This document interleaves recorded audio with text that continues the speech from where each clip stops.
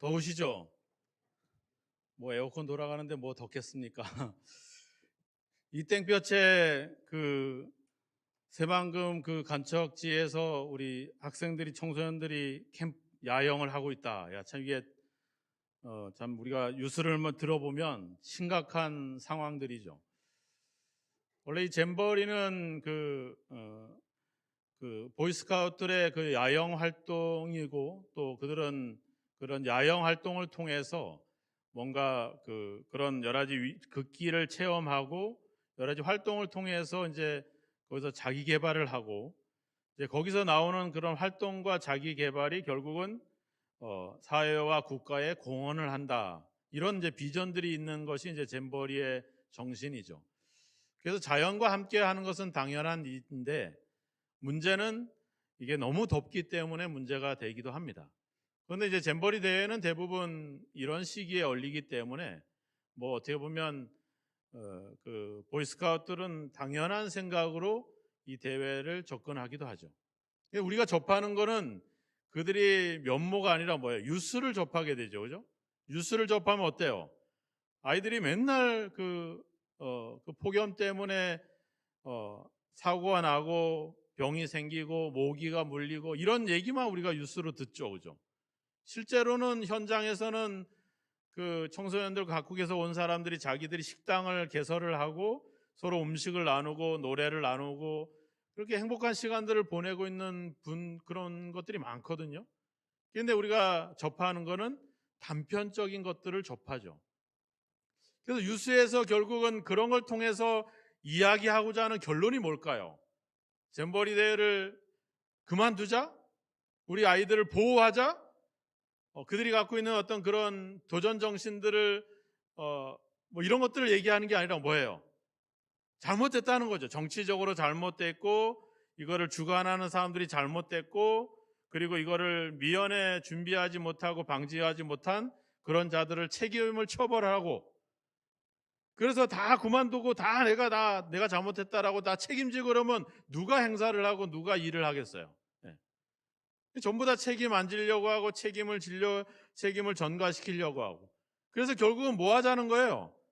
네가 잘못했다 이거지. 나는 잘했다. 이 얘기를 하는 거 아닙니까? 네. 세상의 온통 세상의 모든 싸움이 옳고 그르냐 이런 싸움들이에요. 네.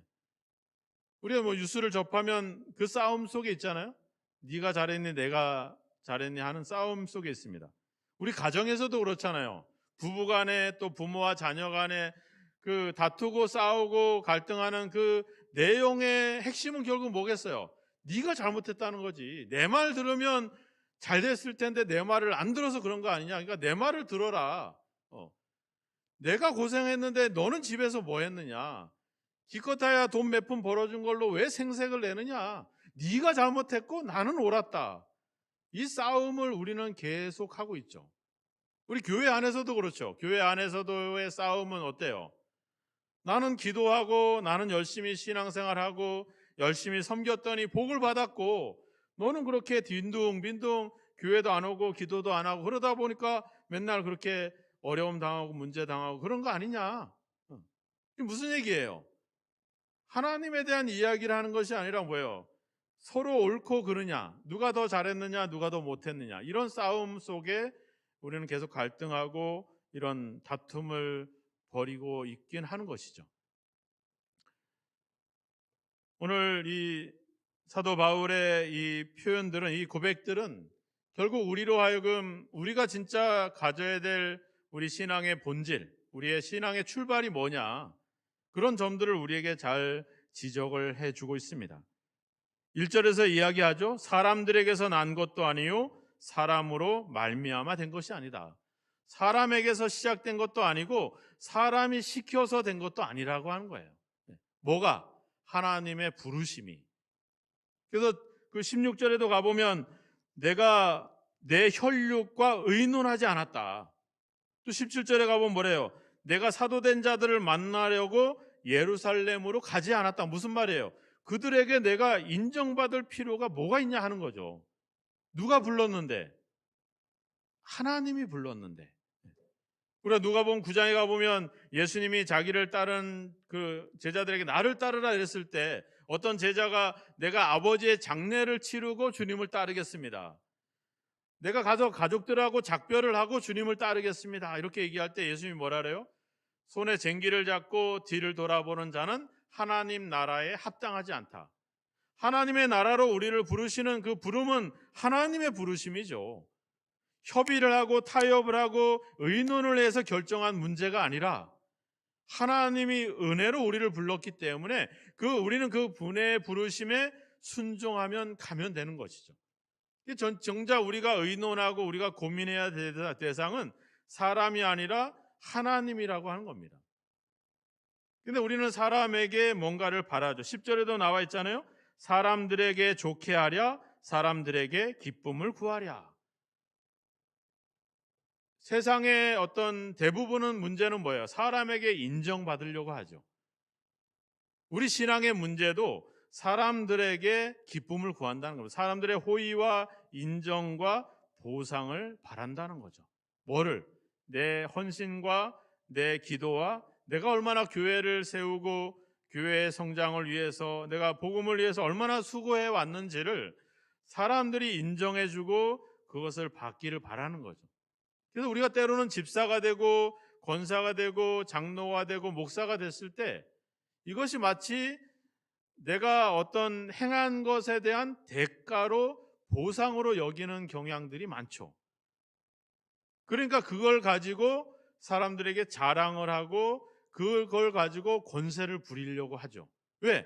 내가 고생하고 수고하고 땀 흘려서 기도해서 만들어낸 결과기 때문에 그걸 결과를 만들어내지 못한 사람들에게 이 직분과 이 결과를 가지고 비교를 하고 차별을 하고 그들을 자꾸 권고하고 이런 입장에 자꾸 서게 된다라고 하는 겁니다. 누가복음 17장에 가보면 어떤 종이 밭에서 열심히 일하죠. 이때 약볕에 열심히 일하다가 들어왔는데 주인이 배가 고픈 거예요. 야, 밥을 좀 차려와. 밥을 차려왔어요. 그냥 먹는데 내가 다 먹을 때까지 옆에서 시중을 들어라. 아니, 밭에 가서 고생을 하고 그 땡볕에 수고한 종이 왔으면 좀 쉬게 해주지. 밥도 내놔라. 밥 다 먹을 때까지 옆에서 나를 시중 들어라. 요즘 요 정도 되면 어떻게 해요? 요 정도 되면 뭐 뉴스에 아주 재밌는 뉴스거리가 되죠. 네. 근데 주님의 그 비유의 결론에 뭐라 그래요? 그 종은 당연히 해야 될 일을 한 것뿐입니다. 자기가 할 일을 한 거지 그것을 했다고 해서 주인에게 인정을 받거나 보상을 받는 게 아닌 거죠. 우리가 살아가는 이유는 하나님이 나를 은혜로 불렀기 때문에, 그리고 그 은혜 속에서 우리가 살아왔기 때문에 그 은혜에 대한 감사의 삶인 거죠. 그러니까 당연히 해야 될 일을 하는 겁니다. 우리가 기도하고 예배하고 뭐 헌금을 드리고 심지어 우리는 막 11조까지 드리잖아요. 그죠? 이거는 우리가 그렇게 함으로 해서 의롭고 인정받고 보상받는 게 아니라 당연히 하나님의 은혜를 입었기 때문에. 왜? 우리가 아까 성만찬에도 얘기했지만 우리가 근본적으로 해결할 수 없는 죄의 문제들을 예수님의 죽음으로 하나님의 은혜로 해결을 받았거든요. 그래서 우리는 세상에서 얻을 수 없는 영원한 생명을 얻게 되었어요.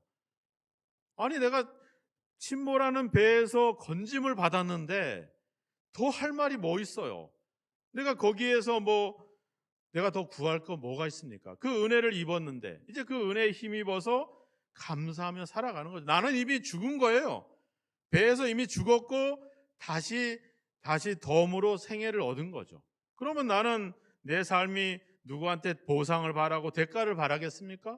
내가 새 생명을 얻었는데 그럼 나는 그냥 은혜 속에 감사하며 살아가게 되는 거죠. 그러니까 내가 기도하고 섬기고 사랑하고 봉사하고 이런 일들은 우리가 당연히 해야 될 일을 하는 것뿐인 것입니다. 문제는 뭐예요? 은혜를 잊어버리는 순간 하나님이 나를 은혜로 부른 게 아니라 내가 뭔가 자격과 뭔가 조건을 갖추고 있어서 내가 뭔가 하나님께 예쁘게 보여서 내가 은혜를 받았다, 내가 만들어온 것이라고 생각이 들면 그때부터 나의 모든 삶은 당연한 것이 되는 것이 아니죠. 그것은 자랑이 되고 그것은 명예가 되고 그것은 다른 사람들과 비교하는 그런 구실이 될 수밖에 없다라고 하는 겁니다. 11절에도 이야기하잖아요. 사람의 뜻으로 뜻을 따라 된 것이 아니다. 12절에도 얘기하잖아요. 사람에게 받은 것도 아니고 배운 것도 아니다. 이게 뭐라는 거예요? 전적인 하나님의 은혜라고 하는 겁니다.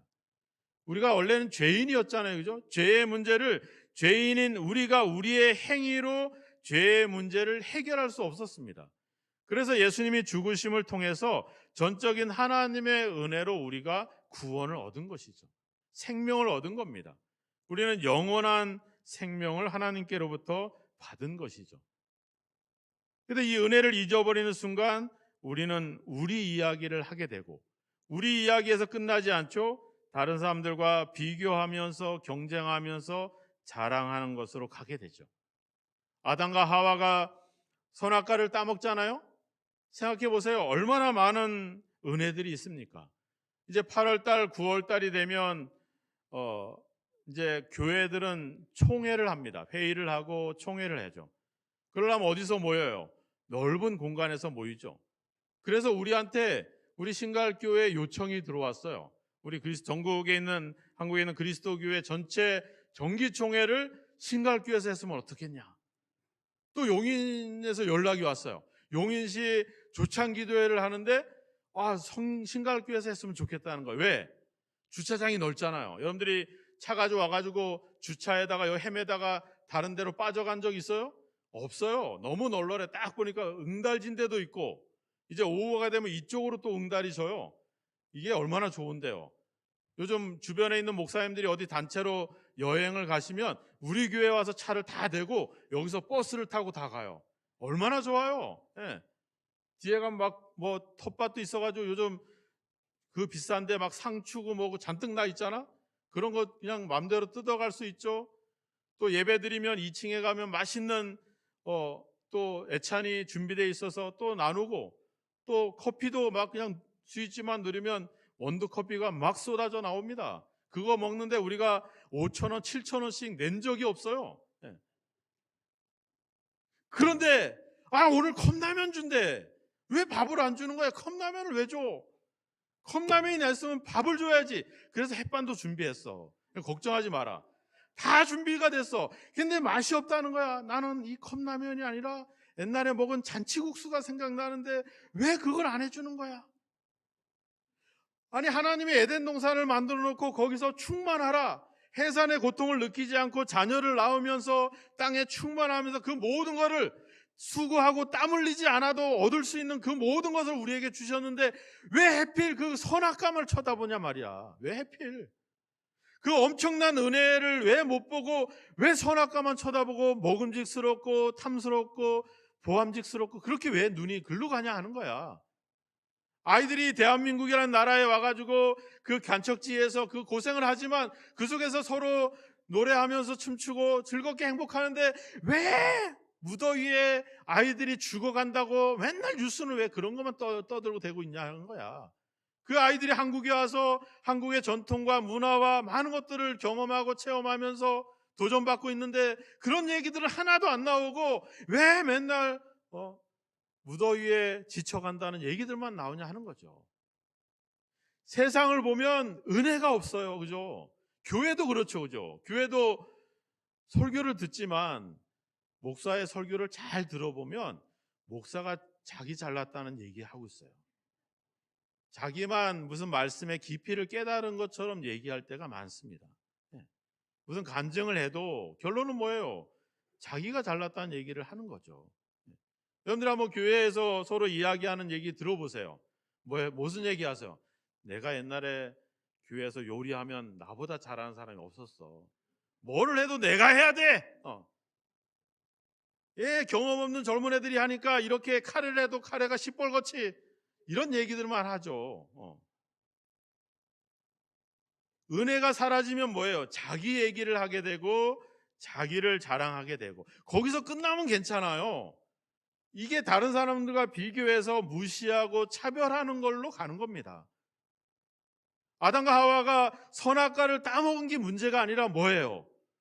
하나님의 말씀에 불순종한 게 문제죠. 근본적으로는 뭐예요? 마음에 하나님을 두기를 싫어한 것입니다. 우리가 말씀대로 살지 못하고 믿음으로 살지 못하는 근본적인 이유는 우리 마음에 하나님 두기를 싫어하고 그 자리에 누구를 두는 거예요? 자기 자신을 두는 거죠. 이것이 죄의 출발이고 가장 본질적인 문제입니다. 즉, 더 쉽게 얘기하면 하나님의 은혜를 잊어버리는 순간 그 자리는 내가 그 자리를 대신하게 될 것이고 거기에는 하나님은 사라져버리고 만다는 것이죠. 그래서 우리가 반드시 기억하고 반드시 생각해야 될 것은 바로 하나님의 은혜로 나를 부르셨다는 이 사실을 우리가 놓치지 않는 것이 중요하다라고 하는 것입니다. 오늘 12절의 말씀에 보면 사람에게 받은 것도 아니고 배운 것도 아니요 뭐예요? 오직 예수 그리스도의 계시로 말미암은 것이다. 계시라고 하는 말은 감추어진 것이 다시 드러났다라고 하는 것이거든요. 계시는 하나님의 말씀이잖아요. 그 하나님 말씀이 우리 눈으로 보여지도록 나타난 것이 누구예요? 바로 예수 그리스도거든요. 그러니까 예수 그리스도로 된 것이라고 한 거예요. 이걸 바울이 발견했잖아요. 그래서 빌립보서 3장 8절에 뭐라 그래요? 내가 무엇이든지 내게 유익하던 것을 다 해로 여기는 것은, 그리고 내가 모든 것을 잃어버리고 모든 것을 배설물로 여김은 예수 그리스도를 아는 지식이 가장 고상하기 때문이다. 왜? 그 예수 그리스도 안에 모든 것이 있다는 거죠. 그 예수 그리스도께서 말씀하고 있는 것이 바로 뭐예요? 하나님의 은혜인 거죠. 하나님의 은혜로 우리를 부르신 사실을 예수를 통해서 우리에게 그것을 확증하고 보여주시고 있다는 겁니다. 그것을 바울은 발견했기 때문에 다른 거는 다 잃어버리고 다 배설물로 여긴다는 거예요. 뭐예요? 그동안에 자기가 열심을 내서 종교적인 열심을 냈던 그런 바리새인과 같은 히브리인의 삶, 또 그 고대의 대학을 다니면서 배웠던 그 삶, 이스라엘 최고의 선생 가말리엘로부터 하사받았던 여러 가지 가르침들, 또 세상적으로 가지고 있었던 여러 가지 권세와 권위와 권리들, 이 모든 것들을 다 배설물, 똥으로 여긴다는 거죠. 뭐를 얻기 위해서? 예수 그리스도를 얻기 위해서. 한번 생각해 보세요. 우리는 반대로 가고 있죠. 예수 그리스도, 하나님은 내 마음에서 지워질지라도 내가 세상에서 더 권세를 얻고 영광을 얻고 재물을 얻고 이런 것을 우리는 가고 있지는 않은가? 우리는 그런 얘기를 하고 있지는 않은가를 우리는 점검해 볼 필요가 있죠. 뭐 하는 순간? 하나님의 은혜로 나를 불렀다는 사실을 잃어버리는 순간 우리는 그런 것들이 우리의 자리를 차지하게 되고, 그래서 우리는 다른 사람들을 무시하는 것으로 그렇게 갈 수밖에 없다는 겁니다. 1절에 보십시오. 오직 예수 그리스도와 그리스도를 죽은 자 가운데서 살리신 하나님 아버지로 말미암아. 하나님과 예수님의 어떤 합작품이 바로 그 은혜가, 그것이 바로 우리를 불렀다라고 하는 겁니다. 6절에도 얘기하잖아요. 그리스도의 은혜로 너희를 부르셨다. 정확하게 여기서 표현하고 있잖아요. 은혜로 너희를 부르셨다. 그런데 뭐예요? 너희가 속히 떠난다는 거죠. 왜 그러겠어요? 우리 주변에 일어난 일들이 대부분 그런 일들이죠. 우리 주변을 보세요. 하나님이 은혜를 드러내고 하나님의 영광을 드러내는 일이 있습니까? 전혀 없죠. 안타깝게도 교회 안에서도 생각해 보면, 교회 안에서도 우리가 사람을 생각하고 어느 누구를 생각해 봐도 진짜 하나님의 은혜를 생각하게 되고 우리의 마음을 그 하나님의 은혜로 우리를 이끌어가는 그런 상황, 그런 것들이 있냐 하는 것이죠. 결국 그 은혜를 발견할 수 있는 곳은 어디입니까? 바로 하나님의 말씀인 거죠. 이 말씀을 볼 때 우리는 바로 하나님의 은혜를 발견하게 되고 그 하나님의 은혜로 우리를 부르셨다는 사실을 보이게 되고 거기서 예수 그리스도를 만날 수 있죠. 그래서 우리는 말씀으로 돌아가야 되는 이유가 거기에 있는 겁니다. 왜? 거기에 가야지 은혜가 있고 거기에 가야지 하나님이 나를 은혜로 불렀다는 사실을 우리가 확인할 수 있기 때문에 그렇습니다. 근데 한번 생각해 보세요. 이 성경을 내 일상생활 속에서 사라져 버렸다. 그럼 무슨 얘기를 하겠어요? 내 이야기를 하겠죠. 내 지식을 이야기하겠죠. 내 경험을 이야기하겠죠. 거기에는 하나님의 은혜를 발견할 수 없습니다. 은혜를 발견할 수 있는 곳은 오직 하나님의 말씀 속에 있는 거죠. 그래서 12절에도 오직 예수 그리스도의 계시로 말미암은 것이다, 이렇게 말씀하고 있는 이유가, 그래서 우리가 말씀으로 가야 되는 이유가 거기 있다라고 하는 겁니다. 아담과 하와가 선악과를 볼 것이 아니라 하나님을 봤어야죠. 하나님의 은혜를 생각해 봤어야죠. 그 은혜로 내가 이 모든 것을 누리고 있다는 사실을 우리가 기억을 해야 되겠죠. 아까도 얘기했지만 우리 교회가 얼마나 많은 하나님의 은혜 속에서 우리가 이렇게 신앙생활을 할 수 있습니까? 우리가 그거를 잊어버리고 아주 작은 것, 단편적인 것에 우리의 마음을 빼앗기게 되니까 결론적으로 우리 마음에 하나님의 은혜를 지워버리고 하나님을 잊어버리게 되니까 결국은 그 자리를 대신해서 우리가 드러날 수밖에 없다라고 하는 것이죠. 그래서 15절에 보시면 그러나 내 어머니의 태로부터 나를 택정하시고 그의 은혜로 나를 부르셨다. 그래서 하나님이 은혜로 나를 불렀다라고 하는 이 말을 우리에게 더 이해 쉽게 하기 위해서 뭐 했다는 거예요? 나를 어머니 태로부터 불렀다는 거죠. 에베소 1장에서는 언제 불렀다 그랬어요? 창세 전에 우리를 부르셨다라고 말했어요. 창세 전에 여러분들 계셨어요? 어머니의 태 속에 있을 때 여러분들의 존재는 어땠어요? 그냥 덩어리였거든요. 형체도 뭐 몇 개월 지나야지 형체가 나오지만 처음에는 아주 작은 덩어리였어요. 우리의 형체조차도 보이지 않았던 그때 하나님이 우리를 불렀다는 거예요. 그럼 하나님의 부르심에 우리의 역할이나 우리의 어떤 공로나 우리의 업적이 있어요? 아무것도 없어요. 네. 거기에는 우리의 열정이나 우리의 어떤 갈급함 이런 것이 없었어요. 우리가 우리의 의지와 전혀 상관없을 때 하나님이 우리를 은혜로 불렀다는 겁니다. 그러니까 우리의 태어남부터 우리가 인생을 살아가는 이 모든 것이 다 하나님의 은혜의 부르심 속에서 일어나게 되는 거죠. 그래서 사도 바울이 고린도전서 15장 10절에 뭐라 그래요? 내가 나 된 것은 하나님의 은혜로 된 것이니 내가 모든 사도보다 더 많이 수고하였으나 내가 한 것이 아니요 오직 나와 함께 하신 하나님의 은혜로다. 이렇게 고백이 나오는 거죠. 그렇게 우리가 사도 바울처럼 그렇게 복음을 위해서 하나님을 위해서 헌신하고 고난을 당한 사람들이 어디 있습니까?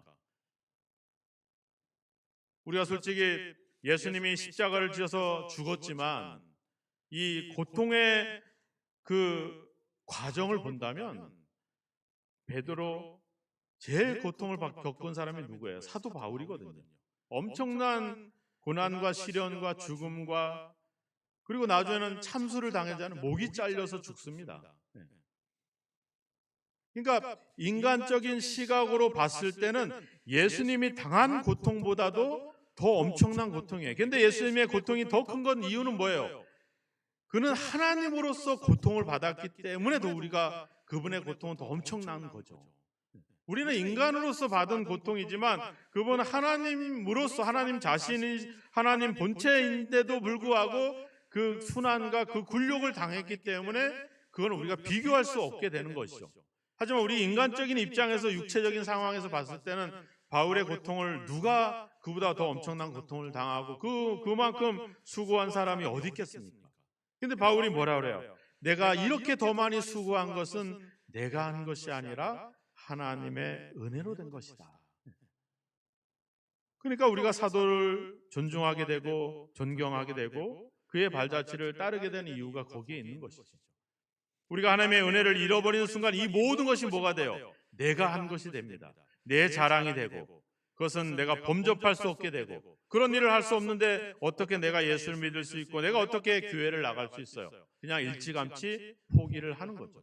우리 자녀들이 그렇잖아요. 이제 중학교 들어가고 고등학교 들어가는데 너 이제 서울대학 가야 돼. 이렇게 되면 도전을 받는 학생들도 있겠지만 대부분 뭐 하겠어요? 포기하겠죠. 애초부터.